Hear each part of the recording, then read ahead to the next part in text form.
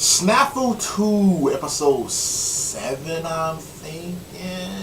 What the fuck episode was it? Let me see, hold on. I think it was episode 7. Oh man, I need to look these shits up before I start talking. Yeah. Yeah, it was episode 7. SNAFU 2, episode 7. Okay, this the deal. I apologize for not doing the review after I watched the episode. A buddy of mine, BJ, this guy, he graduated today. Well, not today, I'm sorry. He graduated from college, and we had to attend all his little stuff, man. The graduation, the after stuff, the after stuff, and I have to work after that. So I was just like, I don't even have time to even do it. When I uploaded that dungeon, is it wrong to pick girls in dungeon? It was like 2 o'clock in the morning, something like that. So, you know, I just didn't even have time to do a review because that dungeon shit was just me sitting down watching it. I didn't have time to do a review. I didn't have time to edit, put in pictures and shit like that, like how I'm doing. Well, I'm going to try to do with this video anyway. So, yeah, I just didn't even have time. I'm just like, oh, man, I feel bad because I haven't put up a SNAFU. And this episode was, again, a fucking amazing. It's like, this is probably the best one so far. Like, this one, SNAFU and Dungeon, as far as me being entertained, they're like, SNAFU is up here and Dungeon is like right there. They're like neck and neck almost with each other. Because that shit is crazy. I'm constantly being entertained by both of these series, you know.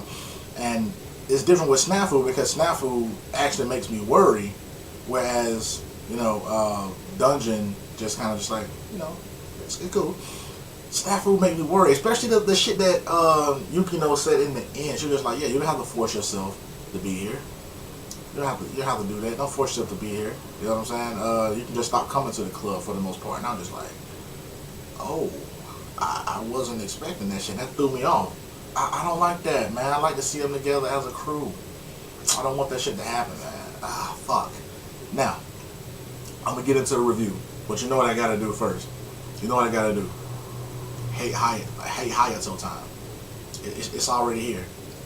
But, unfortunately, he actually admitted something that I've been saying about his motherfucking ass from the beginning. Since I started doing his reviews. He said, I'm not as nice as a guy as you think I am. Exactly. You're not. You're fucking not. Go fuck yourself. You're not a nice guy at all. Fuck you. You right? So I can't even hate on him because he admitted it. He was just like, yeah, I'm not a nice guy like you think I am. Thumbs up Hayato for admitting the shit. You win. You win the coveted I Told the Truth award, son. You win that shit. That's all you player. You won that shit. But this episode was the student council coming together with the other student council to try to do the shit for the Christmas fair thing or whatever. And Christmas is apparently in like a week or something. And they don't got shit done. All they have made were decorations and set up a tree. They don't got shit done. They don't know exactly what event they're planning. And yeah, that's fucked up. That club president from the other school needs to be shot in the fucking forehead. You know what I'm saying? Revived, shot again. Because something is wrong with that motherfucker. I don't understand why he's bullshitting and beating around. You know what I think I do? Because this shit is going to be on her. This shit is going to be on Iroha, not on his motherfucking ass. Because he can actually say, and his fucking people will admit the shit too, he can actually say that, well, we were throwing around ideas, but no one came to any consensus. So that's probably what his fallback going to be. We were throwing around ideas. He's going to use his fucking hand motion and shit to suggest that he was actually doing work. Just because you do this, don't mean that you're doing work. That only works in rap music, okay? But, they're not getting shit done. You know what I'm saying? And I was shocked to see that girl, too, from season 1. The one who was getting ostracized by her female classmates. And then Hachiman came up with the idea, you know what I'm saying, to get his peers to kind of act like bullies to the kids. So that another one will be ostracized. So that way, 2 of them being ostracized, they'll be friends with one another.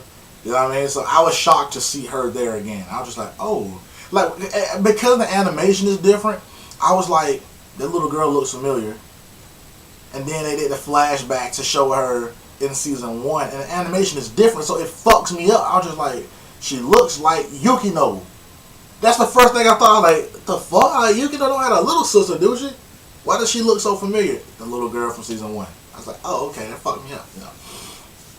Let me ask you guys this too, though. What is up with that girl from Hachiman's middle school? What the fuck is up? What is up with that character? Why is she still here? What purpose is she serving right now? I don't understand why that character is here. Because at first I was thinking, oh yeah, it's gonna be, you know what I'm saying? She's gonna be like, I thought her purpose was served when Hayato stood up for Hachiman by telling them to stop being like little bitches and stop making fun of him while he right there. I thought that was her whole purpose of being there, so that Hachiman can actually finally see someone defend him for the first time and see that people's perception and idea of him is not as negative as he once might thought. That's what I was thinking. That's why I thought her character was going to be there for. But she's still here now, and she's still fucking talking. So why is she here? And is she changing slightly? Because that Iroha is like, yeah, like, I can't believe you had a friend back in the day. He was like, nah, we weren't friends. You know what I'm saying? And then she was just like, well, yeah, something did happen. You know what I'm saying? But it happened in the past, so we're not going to go on about it. You know, initially she was just all about, yeah, he confessed to me and all that sort of shit. Oh, it was funny. But now she's not even saying that shit. She's like holding it back. So did she do it because Iroha is there? And what is happening with that character? I don't understand. I don't understand what happened with that character. And does Iroha like Hajime? I don't read the light novel, guys, so I don't know. Maybe I should start reading it. But it seems to me like she likes him because Hajime was clearly talking to that girl from season 1, the little girl from season 1. He was clearly talking to her. And Iroha was just like, do you like younger girls? You're like, well, I can't say I particularly hate them. And in his mind, he was like, yeah, I got a younger sister, so can't say that I hate young girls. And then she was just like, oh no, like, are you hitting on me while I might be fighting, blah, blah, blah, blah, blah, blah, blah. And then he was just kind of like, yeah, whatever, get the hell on. And she seemed disappointed. She seemed disappointed that he wasn't flustered. Because if I thought maybe she was joking the whole time, because she said that joke before, and she just kind of moved on with it. But this time she seemed disappointed. So I'm like, does she like him? You know what I'm saying? Like, it seems like it, though. It seems like there might be something there. I don't know exactly, but it seems like there might be something there. I don't know. You know, but man, this drama between the service club is kind of fucking me up. To be honest with you, that shit really is fucking me up. I don't know what to do. Well, it's not like I'm in the show, but I don't know what they can do to repair this shit though, man. Because in last episode, remember last week when the girl from his middle school was laughing like, "Oh, what the fuck kind of club is that? I've never heard of it. Ha ha ha ha. That's a weird sort of club." And then he was like, "That's not funny." You know what I'm saying? Like, I'm not even gonna fake laugh. Like, in his own mind, he was just like, "Yeah, that's not funny." I can tell the service club was under pressure to him. So to be told at the end of this episode, don't even worry about coming, you don't have to pretend anymore. You know, I don't know what, I mean, the only thing I think that can happen is he's actually going to have to say how much this shit means to him, how much this club means to him. I don't know if he's going to say it to them, I don't know if he's just going to say it out loud and they happen to be there, but he's going to have to admit that this club is something more to him than just, oh, I got to show up just because I got to. You know what I'm saying? Like, initially it was because, you know, the sensei told him to go there. But over time, he's just, like, that is his social outlet for the most part. That is him actually communicating with people for the first time properly in years. So that club means a lot to him, man. He's going to have to admit that at some point, that club is something to him, you know. I don't know if this Christmas shit, this Christmas event thing is essential to the plot. I kind of think it is, because he's kind of pushing that group further apart, you know what I'm saying? Because he's doing something without their help. And to them, it looks like he's going back to how he used to be, like, oh, I'm going to handle everything on my own and not rely on people. But he's actually not doing it for that reason, from what I can gather. He's doing it because he feels guilty for actually making Iroha the president, so he don't want to make her a shitty one, so he's going to help her as much as he can, you know. So I don't know if the Christmas stuff is essential to the plot, but it does serve to drive the service club further away, you know. And I honestly, man, I honestly believe, and I know it's going to sound fucked up because there's a lot of fans of hers right now, I gotta admit it, I believe that this is Yukino's fault. I do. I believe that this is her fault, you know. She, for the first time, was not honest at all. She's usually very, very blunt. She was not honest at all. She genuinely wanted to be the student council president. That's why she's so hurt by this shit.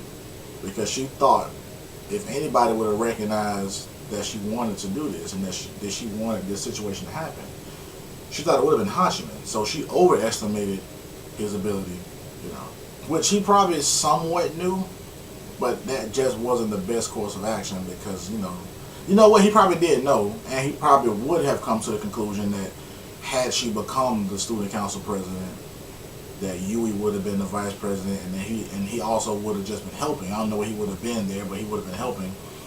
But I think because Yui sort of, whispered in his ear about how, Yukino gets focused on shit, she would have lost focus on balancing out the service club and her duties, that he acted in a way that would satisfy everyone, or so he thought, But I actually have to say that this is somewhat Yukino's fault, man. You know what I'm saying? Because initially it started off as her berating Hachiman for putting himself into harm's way, in a way, you know what I'm saying?